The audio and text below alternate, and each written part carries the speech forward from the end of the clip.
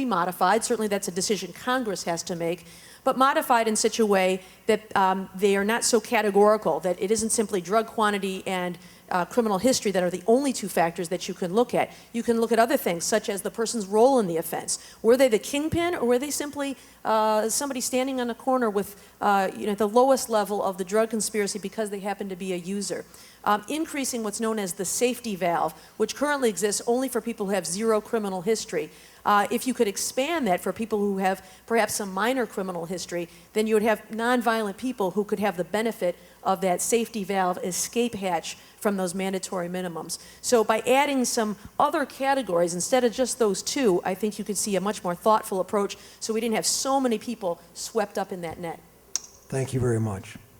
Danielle Smith, any thoughts on why we become the leading incarcerator and how we could go about this smarter? Definitely.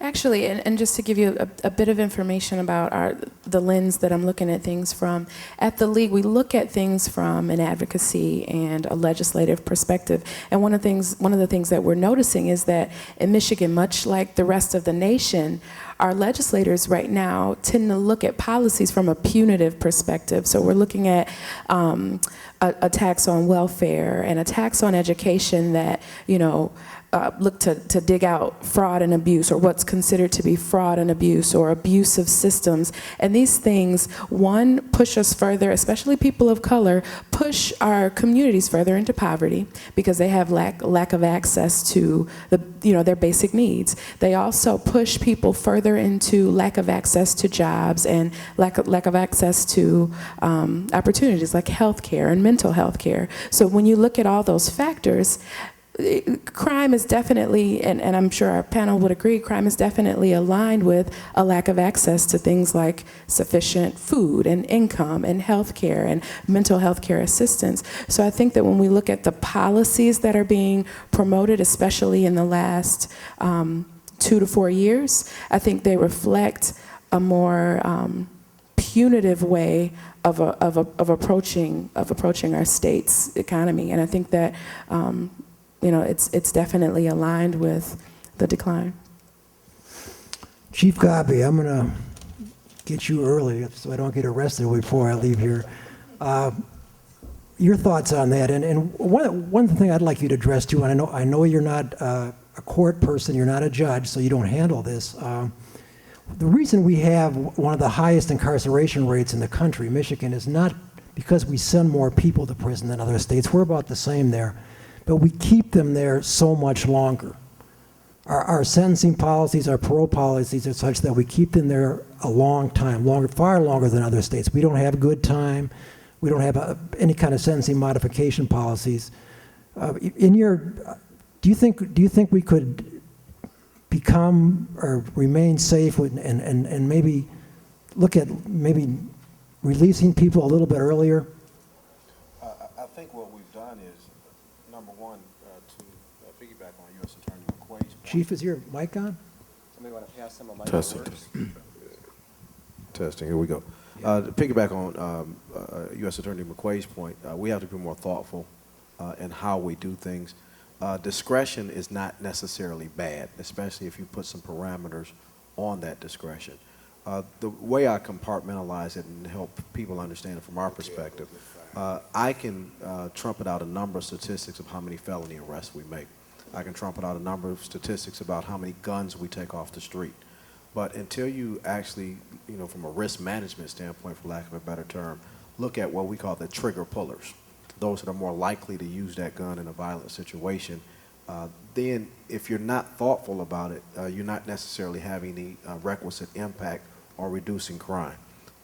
It's counterintuitive, but if you look across the country, there are less police officers, but crime is going down in certain areas, which in a lot of ways, if we're more selective in how we enforce, and if we have a better triage of who needs to be incarcerated longer, we do a much better job of making sure that the community is safe, number one. And then number two, you don't institutionalize somebody to the extent that it's hard to rehabilitate them and reintegrate them back into society because you lump everybody in the same category, which is the easy way out. It takes work, and we have not been thoughtful about that work. And again, going back to those adages of being tough on crime, In a lot of ways, that's a euphemism for lock up more black people. I don't care how you look at it. That's what the translation turns out to be in a lot of those iterations. And I have to be very careful from the seat I sit not to fall prey to that, but still use data appropriately and make sure we target our enforcement. So when we present a case to a judge, we are bringing the worst of the worst. And if there is some discretion to be had relative to sentencing with that person, I think we've done a better job of presenting the most dangerous individuals that pose the most risk to our community. Thank you, Chief. This is not a fair question to ask you. I was hoping Daniel Haynes, he was invited. He's the director of the Department of Corrections. It's really a question for him. But Butch was talking about that prison. I was walking around in the UP the other day, and 70% of the inmates in that system were African Americans. And I walked around, and all I saw was brothers, basically, and no African American faces among the corrections officers. And I asked the warden, I said, do you have any black officers here? And she said, well, we had one, but he's on medical leave, so no, we don't have any. And then I asked her, I said, do you think that's a problem? And she said, no, that's not a problem. We respect everybody, we train everybody in cultural diversity, but it strikes me as that sends a really bad message to inmates who basically sometimes look at prisons as plantations. And I'm wondering, Chief, how important is it to have an enforcement side that reflects your community, both in terms of their understanding, what they look like, their life experiences, in terms of being effective in law enforcement? I think it's extremely important, and I'm glad you raised that. But I think it goes beyond just the color of the person behind the uniform. In a lot of instances, we have officers of color that they happen to represent their race, but they don't necessarily affiliate or assimilate to the extent to where they enforce in a manner that's appreciative of where they came from. So if that person does not bring that level of clarity to their thinking and job, all the gains we make in diversity really make no difference. Because in a lot of instances, I get complaints about the way officers of color treat the citizens in the city of Detroit. Sometimes, which you would think is counterintuitive, you would think automatically the complaints would happen if there's a white officer and a black citizen encounter. But to a certain extent, when we get behind the badge, that's when that blue wall comes up, and it's really incumbent upon law enforcement leadership to be much more mature in how we talk about diversity. Diversity is not just training, but diversity is culture. Diversity is how you conduct yourself with respect. Reverend Anthony and I were speaking just before we came up, and just the simple fact of an officer referring to him as Wendell or referring to him as Mr. Anthony, those are just the small nuances of enforcement that if we're not more mature, yes, we do need to represent the community. Yes, we should see faces that look like ours. But if our thinking is not any different, then it really won't move the needle much relative to the interaction. All right. That's a very good point, Chief. And actually, I've talked to dozens of inmates about this, and there are a lot of them are very quick to point out white officers or white teachers that were very helpful and very respectful of them. So that's a great point to make.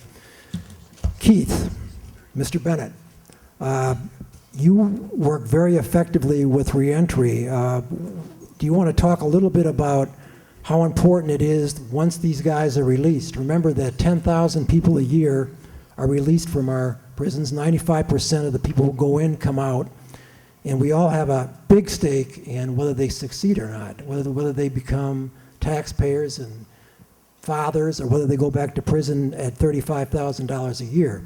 So talk to me a little bit about reentry. Talk to us a little bit about the importance of giving these guys some assistance, and then any thoughts you have, too, about mass incarceration, how we got to this point where we are releasing 10,000 people a year back into the community. Well, I'll start. From my vantage point, as a human service professional, how did we get into this? And I see it as twofold. Probably in the late 60s, 70s, we became, as a community, and my focus is on this community, that's where my heart is, we became very middle class, but at the same time, we became single parent households. And a lot of times those moms who were left to do that parenting could not put the time in with the child that two parents did, or our parents and grandparents did. We no longer had the extended family living in the home. I had a grandparent and great-grandparent living in my home, so there was no escape there. And we didn't have that going on. And as we became middle class and stopped spending time with our kids and stopped disciplining ourselves first, they saw things they shouldn't have saw for the first time in our culture going on in their homes, which was selling drugs, smoking drugs, and things of that nature. And it was okay, it became normalized. We devalued education. And so now we have illiteracy at one end and incarceration at the other end. And they're just feeding into each other. That's what I see from my vantage point as a human service professional. The success at working with men and women when they come home, a lot of people in this community do great work. I don't want to sit here and act like flip the script of Goodwill. There's a lot of people that's doing great work. But the success is that when men and women come home to find out that they had an innate purpose in life that was not about being locked up, that they understood their potential now when they didn't understand it as a youth or when they were making bad decisions. Most of the people that come home are very valuable, and they are valuable to our community. And you have to let them know that. They have to feel that. And that sets them on a trend to understand that they have something to offer the community. So the only thing we do is massage their heart. It's love and logic. That's all it is. They won't listen to you if you don't love them, and you better have some logic behind it. All right. And I can tell you from personal experience that Keith does that very, very well, better than anybody in the country, in my opinion. Mr. Jackson, talk a little bit about how we got here and maybe the role of the media in all this. Barbara McQuade talked about politicians running on tough on crime. Part of that isn't that how part of the responsibility of the media in terms of how we play crime and punishment and set the standard for all of that? Your thoughts on that? Gosh, I got so many things running through my mind on this. I mean, this is a really big and deep subject. And, you know, when Butch and I first talked about it, he asked me to be on the panel to speak as an employer. And I've been an employer for 20 years, and we have offices around the country. We hire folks from all different aspects of the community. But as I sit here, you know, I'm also an African-American man that grew up in Highland Park. I have many family members that have gone in and out of, been incarcerated. Again, I'm an employer, and I'm the owner of 8 newspapers, so I get hundreds of letters from incarcerated men and women. This is it's kind of like the proverbial boiling the ocean if you just handle this from a lot of different angles. There's education, there's social issues, but in particular to your question as it relates to the media, I know that we sell out of papers when we put a crime issue on the cover. Every time. If we want to sell every paper in that particular week, we can put a horrendous crime on the front page. A couple of years ago, I got all of our publishers together and we made a policy decision that we were going to celebrate African American achievement, and that was going to be our topic, our theme. And we, from time to time, get criticized about that because a lot of the real nitty-gritty crime and public policy issues we don't tackle. But we took a stance that there are a lot of people talking about crime and all of the negative ills in our community. And the people who are going to work every day, working hard, playing by the rules, never get celebrated. So that's the position that we took. But in saying that, we also do touch on it from time to time because it's impossible not to. And the salaciousness of crime sells. Flat out, it sells. If someone's getting, indicted for a bad business deal, if there's a murder, people, it's almost like the impact that reality television is having. It's quick, it's mindless, it's the 24/7 news cycle, and it's almost as if it's like the microwave generation where it's quick and easy, it's not difficult to process, and many of my colleagues in the media, we've become very, we've developed a culture of no creativity, and we've gotten lazy. So those are the easy stories to tell, and at the end of the day, publishers know that they'll sell papers, especially in the newspaper industry, because the newspaper industry is struggling, and so they have to sell newspapers. And being in the industry, I know you're looking for something to put on that front page that will trigger people to pick it up.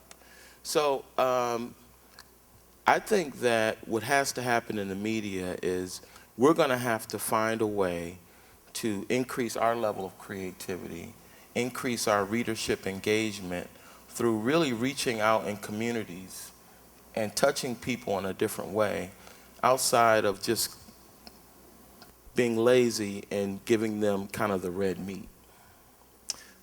How can the mainstream media, publications like the Free Press, do a better job of that, of both, as you say, celebrating sort of the everyday achievements and yet not covering up problems either? We don't want to not cover these issues or problems, but we want to cover them in a way that doesn't leave people hopeless or afraid.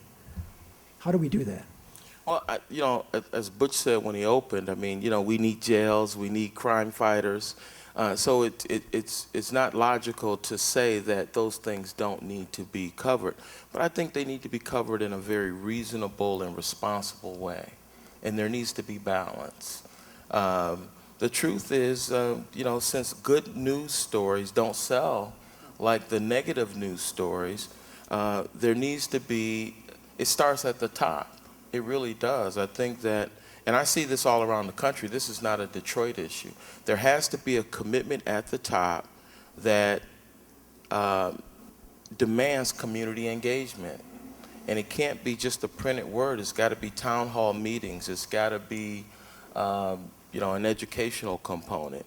The press is a very impactful tool. And it can it should not only be reactive, but it should lead the discussion in many ways. And what I see with, a lot of the mainstream media is that when we do lead with issues, we're leading with the salacious issues that are going to sell newspapers as opposed to educate a community and lead a community and inspire a community. Thank you. I wish my publisher was here to hear this. Judge Warren, you're on the front line of this. You send people to prisons and jails every day.